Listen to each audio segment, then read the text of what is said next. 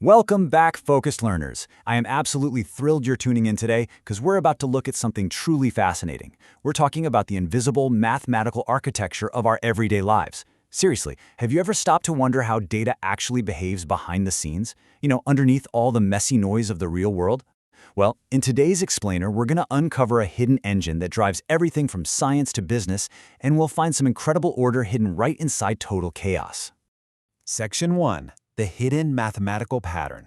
Okay, let's dive right into this grand mystery we're going to solve today. I want you to think about measuring the heights of every single human being in a major city. Got it?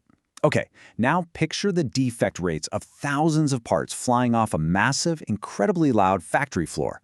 And finally, compare both of those things to the margin of error in a national election poll. At first glance, they seem completely and utterly unrelated, right? I mean, you've got a chaotic mix of human biology, manufacturing anomalies, and complex human psychology.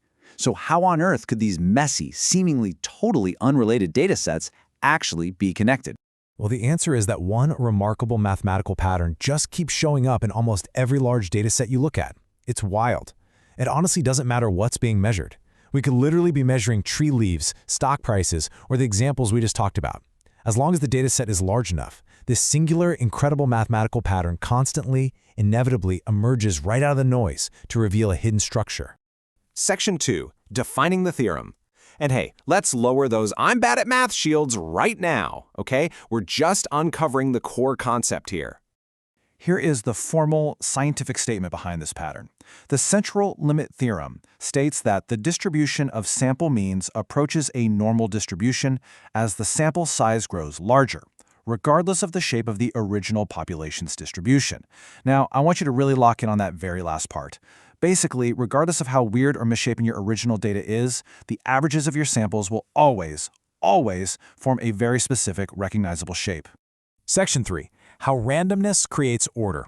Now, what's really interesting here is how this theorem actually operates on messy data. Just think about your original population data. It's often skewed, lumpy, and just highly irregular. It's pure, unpredictable chaos. But when we take random samples from that chaotic data and simply average them out, something straight up magical happens. Averaging those random samples completely smooths out all those crazy irregularities. As your sample sizes grow larger and larger and you repeatedly calculate their averages, they naturally arrange themselves into a beautiful, elegant, bell-shaped normal distribution. You are quite literally watching statistical order emerge naturally out of underlying randomness. Let's zoom all the way in for a second to get a direct, intuitive demonstration of this theorem in action. Think of a single roll of a standard die. Individual dice rolls are uniformly distributed. You have the exact same equal probability of rolling a 1, a 2, a 3, a 4, a 5, or a 6. If you were to plot that out, there is no bell curve at all. None. It's just a perfectly flat, even line of probability. So, the crucial point is, what happens when you roll a whole bunch of dice together at the exact same time? If you take the average of all those rolls, it's not going to be a flat, even line anymore. The average of those multiple rolls actually clusters really tightly around this exact number, 3.5. And this brilliantly illustrates the theorem at work. The frequencies of those dice roll averages cluster right there in the center, naturally building up into that familiar bell curve pattern. The more times you average those multiple dice rolls together, the more pronounced and absolutely perfect that curve becomes. Repeated sample averages inevitably build up into structure, proving that underneath the total chaos of individual rolls, there lies a perfectly predictable order. All right, Section 4. Real-world applications. Let's look at the massive engine this theorem powers in our day-to-day lives. Now that we've seen it work with dice, it is time to step out into the real world. See, this isn't just some neat math trick to play with at a casino. The Central Limit Theorem is the absolute foundation for most of modern statistics.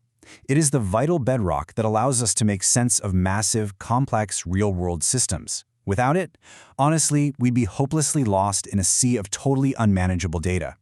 Because we know we can trust this typical, well-behaved randomness, entire fields of science and business can actually function. I mean, this theorem is the exact reason polling agencies can accurately estimate the complex public opinion of millions of people just by talking to a few thousand of them. It's why the products you buy are safe, allowing a factory's quality control to flag critical defects by testing just a few sample batches, rather than having to literally dismantle and inspect every single item on the assembly line. And it is precisely why confidence intervals and hypothesis testing work reliably across countless fields of science, medicine, and business. This hidden pattern is literally what allows us to know what is true about our world. Section 5. The next mathematical mystery. Let's move on and see how this builds into a completely different realm of math.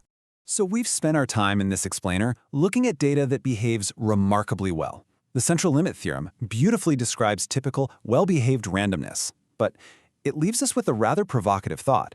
What happens in mathematics when equations resist even having whole number solutions? What do we do when the math absolutely refuses to cooperate and gives us a puzzle that stumps the greatest minds for centuries? Well, that is Fermat's last theorem, and we are going to be diving into that incredible mystery next time. Until then, keep looking for the hidden order all around you.